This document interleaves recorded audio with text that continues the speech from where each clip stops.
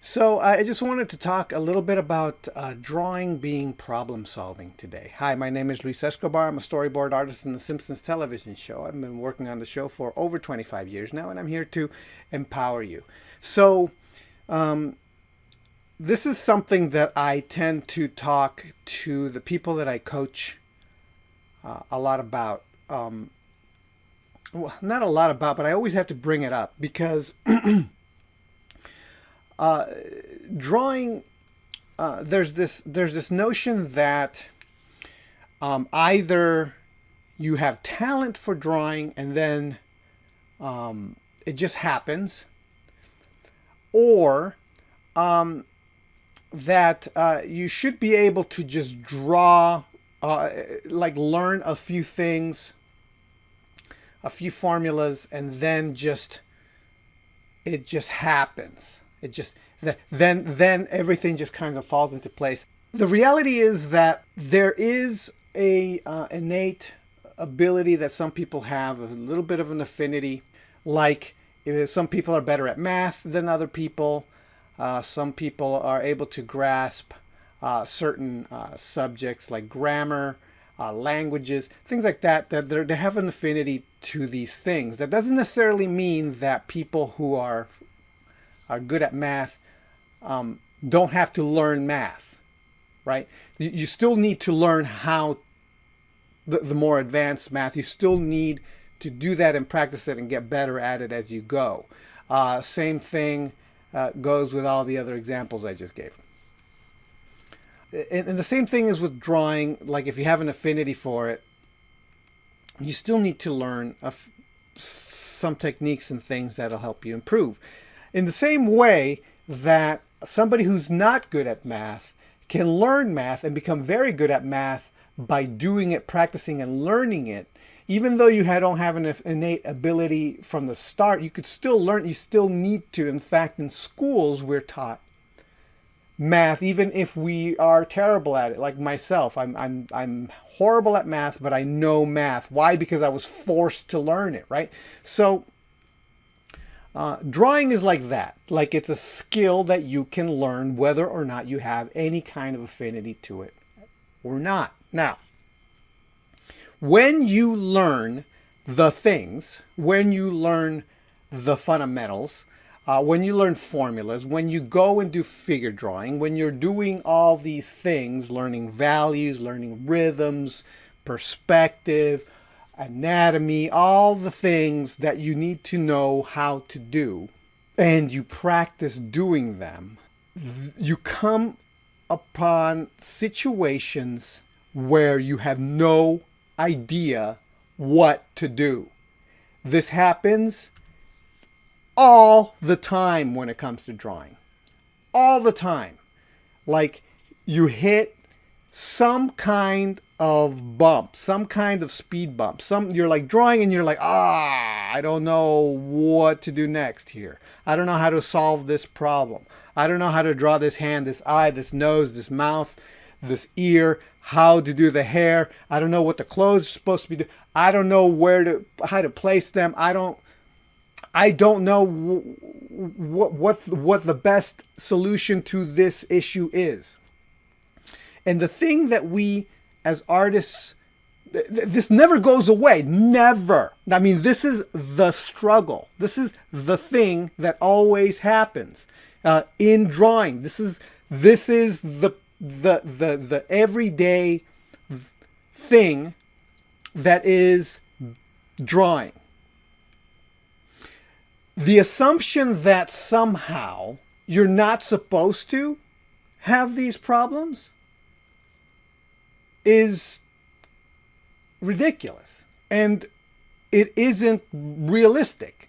So my point is this: the entire reason why we learn construction, anatomy, and all the fundamental things, breaking things down simply, learning forms, observing real life, all of these things are tools for you to be able to use in order to solve these problems.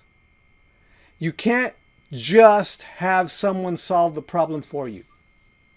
Now you may ask questions and ask, okay, what is the best approach that you've found? You know, if you're asking a mentor or some friend who's better than you, or is a professional, even if they're not better than you, maybe they've got a solution anyway.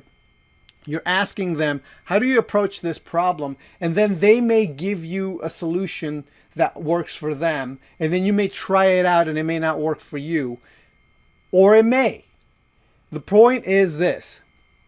No matter whatever level you are at, the more tools you've got to problem solve, the better you will be able to get past the problem. So anytime that you're hitting some kind of wall in your drawing process, it's because you've hit a problem and you need to solve said problem. You have to figure it out. Maybe it's taking a photo and looking at what the thing looks like.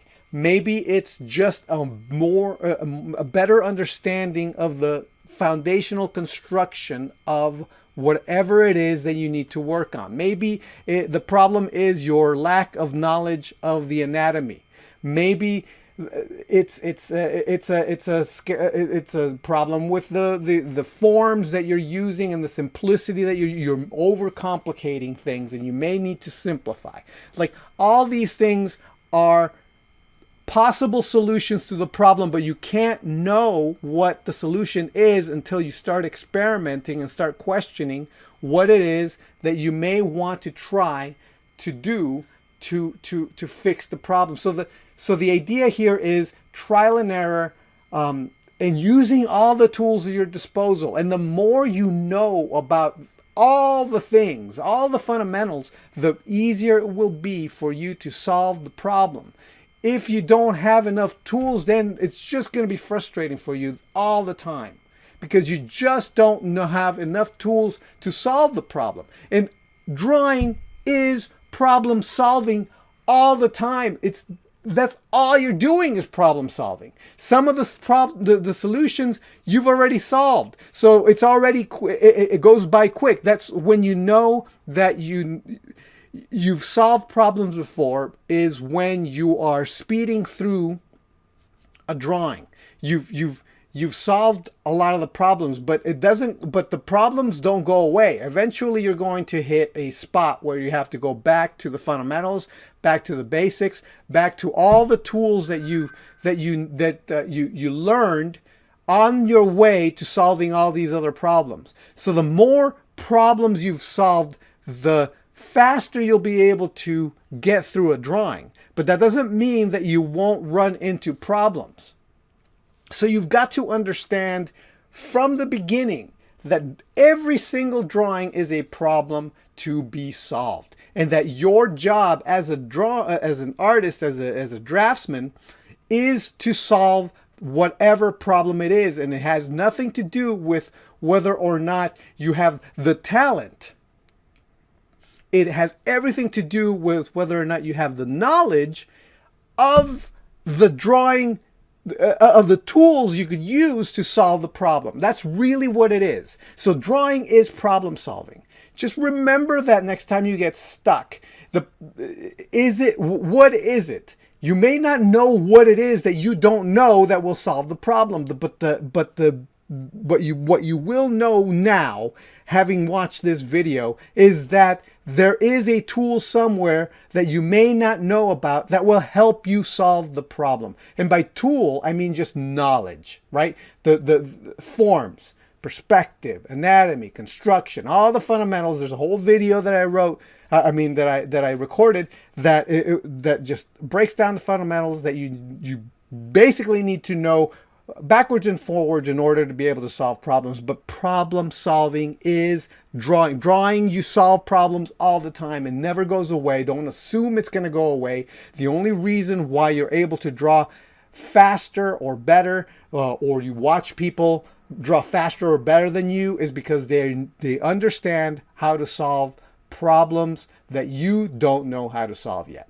Okay, so that's what I had to say. Hopefully I didn't get too redundant, but okay, so that's it from me. Thank you for watching. I didn't draw anything today, but hopefully this is a tool that you could use now, having given you the knowledge that moving forward, whenever you get stuck, you have an understanding as to why. Okay, so thanks a lot for watching, and I will talk to you next time. All right, bye.